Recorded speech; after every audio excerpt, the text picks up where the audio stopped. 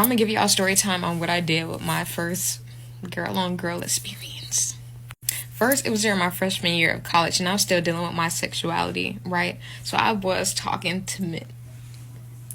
I was still talking to men, but I wasn't feeling them anymore. So I was like, this ain't right. Like, this ain't for me. And I was kind of scared to talk to girls. I was kind of intimidated. But I was like, I need this girl experience just to know. Just to know how I feel. Anyway, crazy enough, in my dorm, like, I had a next door neighbor who called herself crushing on me. But I was like, girl, I don't like girls. I'm sorry. Even though I kind of was curious, I didn't want that out there yet. But also during this time, Tinder was like a big thing. Like, Tinder was booming. Like, it was MySpace. Hookup culture was going strong my freshman year. So my friend was telling me, like, okay, you should download Tinder and find you somebody you can maybe talk to, date, you know, all that little good stuff to see if you even like talking to a girl. So I'm like, okay, cool. I downloaded the app, right? And worst mistake of my effing life. Like, that was a bad idea. Do not get Tinder. But I download Tinder, right? And I'm seeing all these people. Throughout this journey, I can say I met a lot of crazy individuals through Tinder too. Side note. But I was scrolling on Tinder and I'm like swiping left on a lot of people because I'm very picky with my gay. Like, that's for real. So I'm swiping left on a lot of people. But then I swipe right on one person. And I was like, oh, you know, she's kind of cool. And she was close to, like, my hometown. So I seen she also matched with me. So now my heart is racing because I'm like, what does this mean? But anyway, I go like a couple of days without talking to her. Like, I was scared to make the first move. So she ends up texting me first. And she was just like, hey. And she was like, you know, you're pretty. And I was like, you're pretty too.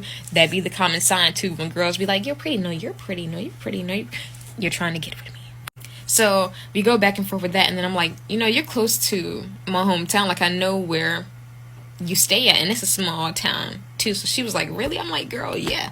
Anyway, she was like, I want to get to know you more, and I'm like, cool, same. You can just text my phone because I don't be texting on social media like that, and that's also pretty smooth of how you can get people to text your phone. Just be like, you know, I don't be on social media like that. I don't be texting like that on social media. So just text my phone.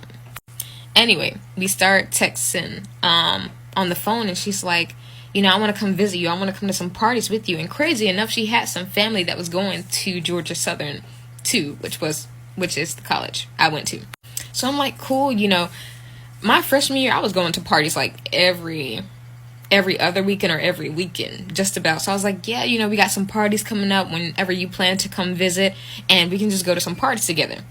So she drives in or whatever, and again, I'm nervous, y'all, because first off, freshman year, we were in the dorms. You know those twin XL beds? It's like you can't save room for Jesus or your ass will fall off the bed. So I'm like, you know, I'll be close to this girl in my bed, and we're gonna be vibing and stuff. Like, how do I do this? But I meet her, you know, I give her a hug and all that. We do a little small talk. Like, it was awkward. I'm an awkward person whenever I first meet people. Like, I don't know what to do. Or in my brain, I'd be overthinking a lot of stuff. So I'm like, is she vibing? Like, is she cool? Does she think I'm boring? Like, I was thinking all these thoughts. But we go to, like, a party and stuff, and she drop off her luggage in my room. And we go to our first party. It was chill. It was cool. The second night, we go to a party.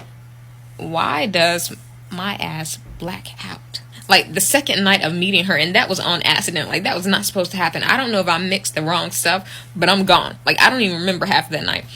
So she ended up helping me back to my dorm, and I'm like, this is so embarrassing. Like, she just met me, and this is what I do. Crazy enough, we go back to my dorm, and in that hallway, there was another girl that caught herself liking me. So she invites me to a game night at her place that same night. And the girl I'm with is like, yeah, let's go, you know, let's go. I'm kind of sobering up. Again, I'm coming back to life. So I'm like, okay, let's do it. While we're over there, this girl, the girl's place she was at, she is steady trying to like flirt with me and get with me. And I'm like, girl, I came here with someone. Like, let's not forget. Don't embarrass me like this.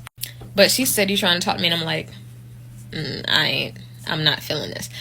Later, we end up leaving the apartment. We go back to my place. And I'm like, oh, this is my first time like really being close to a girl, like in the bed and stuff. Like we didn't do anything, but we were just close, and I was like, my heart was racing, y'all. Like I was scared, but it was cool. That whole week, that visit, it was cool. It was chill. It worked out. Then COVID happens, and during this time, this is when we get sent back home. Like the world is shutting down, so we get sent back home, and I'm like, so is this going to ruin things? Because now we're really long distance. And we were still texting. We kind of upgrade to FaceTiming. But I was like, is this real? Like, does she like me for real, or just for fake? Anyway, we're talking during COVID season. Then I'm talking about when we go back to school, I'm about to live off campus. So I'm about to get my own apartment. And she's like, oh, I'm thinking about transferring to that college. I'm like, for real? Anyway, so she ends up moving in to the apartment with me, which again, never move in with someone that you like, you talk to up until, y'all in for a couple of years. Don't move in with somebody you just met. Okay, that would be a disaster. But for me, I was chill because I was like, even if we don't work out, I don't make things awkward. Like, it is what it is. And I did that even when we didn't talk anymore. I was still cool. I was still vibing. It was calm. But we stay in the apartment together now, and this is this is my second time meeting her, and now we live together. But the first couple of days was cool. Like, she was all up under me. I'm like, this is cool. Mind you, we haven't done anything yet. So when it came to that, I was like, I know eventually she's gonna want to do stuff. Like, what do I do? And I still never told her that she was my first girl, because I ain't about to boost up nobody's head like that. Like, what is wrong with you to tell you you're my first girl? No, I'm gonna be delusional and lie to you. Don't do that. Anyway, when we talked about our experience with girls, she was like, have you had any experience? And I was like, yeah, girl, I be talking to people, I be doing stuff. I was lying. Okay, but I was embarrassed. I didn't want to tell her she was my first girl. And some people don't be trying to teach you the way. So I was like, no, I've been doing this. Anyway, it came time, and she was like being real flirtatious one night, and I was shaking in my boots. I was scared. So I had to have some liquid courage, like I can't lie, to get through the night. And I looked at some videos and stuff, and I was reading up on like, what do I do? The anatomy of a woman. Like, how do you do stuff with a woman in that way? And if nobody will teach you, the internet will teach you these things. So I read up on some little tips and tricks from other lesbians and things like that. And then the night came. And I was kind of scared, but the liquor was kind of taking over. So I was like, it's whatever. But yeah, the next day I woke up and I was kind of scared. I was overthinking things. I was like, she's going to be done with me. Like, that was garbage. But no, actually, she was kind of overthinking, like, on her part, and she was thinking like she was bad, and I was like, what? But yeah, I mean, that situation ended badly, but for my first girl on girl experience, I mean, you got to get through it one way or another.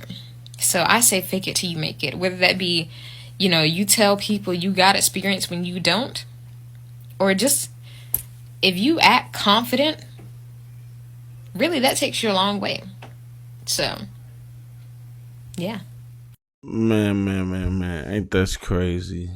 It's crazy how women can get so tired of men that they can stop messing with each other.